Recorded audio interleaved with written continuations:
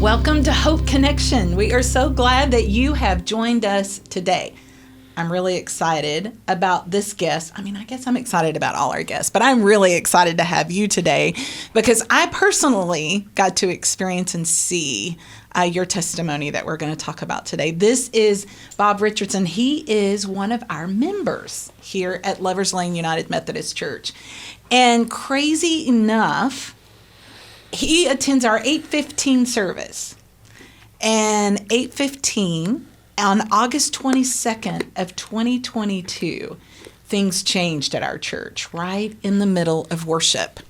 I see my husband running with an AFib machine down the hall. I see people running to Ship Chapel. And little did we know that Bob had completely quit breathing. You just died right there on the pew. And so I want you to tell us a little bit about that day and what that whole experience has been and meant to your life and changed your life. Well, there's a lot there, okay? You just said it. But, yeah. So on August 22nd of 2022, I was sitting in the back pew. That's me and my wife's place. Mm-hmm. And actually getting ready to drop my envelope into the collection plate, and I went into cardiac arrest. Wow. And for people that don't know, cardiac arrest is different, okay, than a heart attack. But basically your heart stops. And you've got about 10 minutes to revive the heart or you're gone. And less than 10% of the people that go through that survive because there aren't defibrillator or people who don't know how to do CPR. So you're literally on the clock, okay? And as a good friend of mine, and I'll digress a little bit, Washington, D.C. called me because this went out on Channel 8, Channel 11, everywhere. Texas Health. So he called me and he said, Bob, I'm reading in the Washington newspaper here about a Bob Richardson that almost died in the back of a Methodist church. And he's a very religious person, this guy. He said, let me see if I can phrase this back to you. He said, so it was the Sabbath, and you were worshiping in a Christian church. Your heart stopped, and you were saved by a Jewish doctor in the church. I said, that pretty much summed it up. He said, I'd call that a miracle. Yes, sir. So, I mean, that's kind of what happened. And but to make a long story short, I was there. It happened. I don't remember much other than waking up in the hospital, and I heard somebody say, because I said, what's going on? And somebody said, well, good, it's not a stroke because he's speaking well. Okay. But the long story short is I've got... had cardiac arrest, pretty much went through that, and it was just it was a miracle that I was saved, okay? I'll give you another piece to that, though. Maybe I'll call a mini second miracle, is that all the doctors check me out. Here's what's going on. I've got it's like an artificial pacemaker. It's called an ICD. Okay. It only kicks in if your heart starts fluttering, and that's what causes you to go into cardiac arrest. So it'll stop the heart, so you won't die. Okay. So I'm actually standing in the JW Marriott in Washington, D.C. in the middle of October, and it happened again. Oh. And when it happens, you just black out, and then you wake up, and you're kind of like everything's okay. Well, they took me to the hospital. We went through the emergency room, did all the checkouts again. So I came back, talked to all my heart doctors. I got an electrical one and a regular doctor. And they said, hey, we think we got the pills right, but you should probably, just kind of stop drinking, maybe have just a wine a night. And my wife and I have been married 45 years. So I called Lee and I said, when is the last time you've ever seen me drink a wine? And she said, never. So I quit. And to be very truthful with you and transparent with you, I thought I was a functioning alcoholic. Wow. I've been drinking for 50 years. And my job, I socialize, I entertain. Sure. It's not, just gallons of booze. It's wine on a regular basis. But I honestly didn't think I could quit, and I just quit. And I never even blinked an eye. So another miracle? If you could just said you just quit cold turkey and didn't even, and again, I prayed to God and said, God, I don't know if I can do this, okay? But I got to do it. I'm going to save my heart. And honestly, other than being saved in the back of church, that one was a bigger shock for me, okay, because I didn't think it could happen. Wow. All right. So that's a part of looking back on that experience and realizing how this has changed your perspective in your life and moving forward is you quit drinking. You started making these life changes. Yeah, big life changes for me. That's pretty incredible. And then we watched you week after week in food ministry and all kinds of things. And you're kind of one of the silent giants of our church, and you're our walking miracle. Well, there's two things. Is again coming out of that, and I think we talked earlier before we got started. Sitting in the hospital. Kind of going over this and actually, talking to God, and I'll gotten much better about that. Is like, why me? Okay, because there was a part of my life before Lee, way back 50 years ago, where I was not an Eagle Scout. I was a bad person. Okay, and I'll have to account for that one day. But going through what I went through, I was comfortable. That I knew that I almost died. Okay, and I was prepared to meet him. I can't imagine that if I had not been at that point in my life with God, what I've been thinking, okay? And that will be one of the takeaways that I would ask anybody listening to this podcast is you never know when you're going to walk out and get hit by a Mack truck. Right. I would highly suggest that you have that time with him to talk about the things that you don't want to talk about. Because when you show up at the pearly gates and go, well, I meant to do that, that doesn't count. Well, we did a podcast with Lee, and one of the things that we talked about in the podcast with her was about change and how change is so hard for us. Yeah. And all of a sudden, there are things, though, that happen to us along the journey that all of a sudden bring this instant change. And so for you, this brought something that was already gently happening. It just put it into overdrive. It put change for you into overdrive. And I will just say this, coming out of this, and I'll relate my journey, with God. So I grew up in the Carolinas. Okay. My folks packed us up, put us in a station wagon, and we were in the Presbyterian church every Sunday. Wow. Okay. I mean, that happened, okay? So I had a good grounding with God. But I would put it in relationship as I went all the way through, other than that maybe 4 or 5 years where I walked away. It was like every porch in Carolina's got a porch and a rocking chair. Yeah, and so, so God was always, through most of my life, sitting out in one of those rocking chairs. Now, sometimes he'd be close to the door. Other times he'd be all the way at the end. But pretty much, how you doing this morning as I walked out the door, and how you doing when I come back in? That's the way I ran most of my life, okay? Now, there were times that we would stop and have a little bit more of a discussion, but I never asked him in the house. Wow. So when this occurred, I did ask him in the house. And that's really, from that August 22nd and then the 10/24, that's been the major difference, because he's got the seat at the table. We talk quite a bit. And as good as I thought I was up to that point, for him saving me, it's like, I really need to get to know you better. And I'll give you some versions of that, but that's really the long and the short of it. That is a perfect depiction of what it means to bring transformation into our life, and a transformation that only God can do. Yeah. Because what we know is that God didn't purposefully set out to, bring something bad to you so that you would put a seat at the table. God's grace and mercy extended that seat at the table. And that's the amazing part about the God that we serve.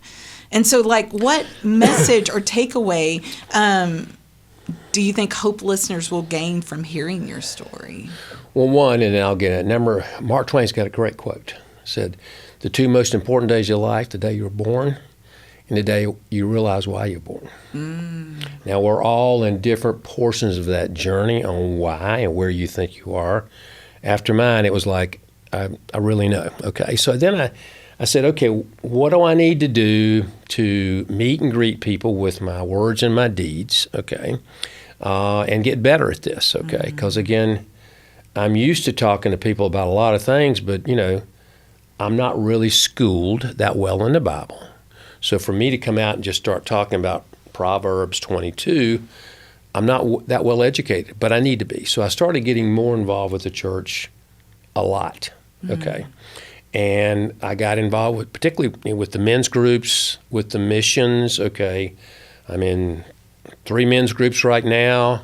I'm in one mission because the food mission has stopped, but I come to celebrate recovery every Tuesday night. Yep.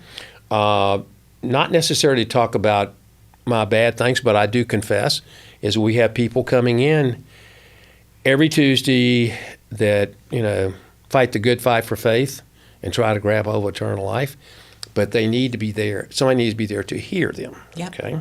Yep. So I choose to do that. And if I'm talking to everybody out here, I resisted the men's groups, okay? I get that, yeah. I cannot tell you what a big change that is, okay? Yeah. Because even Donna has asked me to come and speak at the women's groups, and I've come and spoke, and I've sat in on some of their sessions, and they're good sessions. But to get 5, 6, 7, 8 men to start kind of opening up and being vulnerable, it's hard. I mean, I played a lot of sports, and I've got a lot of friends, and we never talk like this, okay? But I highly encourage you to do that, okay? Because it allows you to express some things in confidence that you would have never, ever, you and God would talk about it, but you need to do this in front of witnesses. These are witnesses, okay? The other thing I would just say is I have never read so many books. I mean, honestly, the Purpose-Driven Life, to me, was an epiphany, okay? Because I now, and I'll get to the Bible in a minute, but when I read that book, I'm going, if I'd only had you 50 years ago, this would have probably straightened me out a lot, okay? Because that book made a big, big impression on me. Because it's about principles of life, but it's just about That's right. what's in the Bible, it puts it in layman's terms, okay? And then as I've got involved with the men's groups, and we're always talking like Dallas Willard or Emmett Fox, and it takes you into places, okay, to talk about the Bible that you don't, and it gives you something to react to and have conversations and witness and confess. So if you're not in men's groups or women's groups, I would highly encourage you to do that. Other thing I would do is just, you got to make time for God. I've been a corporate guy all my life and been fairly successful at it. But I had to say that I knew God was on the porch. If I got that taken care of, I checked that box, I'd go do something else, okay? If I'd have spent more time bringing him in the house, that means something had to go away. And so be sure you're giving God enough time in your priorities. And you need to walk the talk, okay? That's what you need to do. And so I set aside time right now every morning to go through and read a chapter in the Old Testament, chapter in the New Testament. There's a little book, and I'll be sure it's called God's Creative Powers, okay? And what this is, the same guy in Washington, D.C., his daughter had an illness for almost 10 years. He prayed from this book, and this is really saying God's word out loud, okay? I mean, that's basically it, okay? So I've got verses that talked about my heart. I have a strong heart, and in having a faith that I'm going to get up every morning and be able to walk around and with my words and deeds, hopefully, change somebody's life.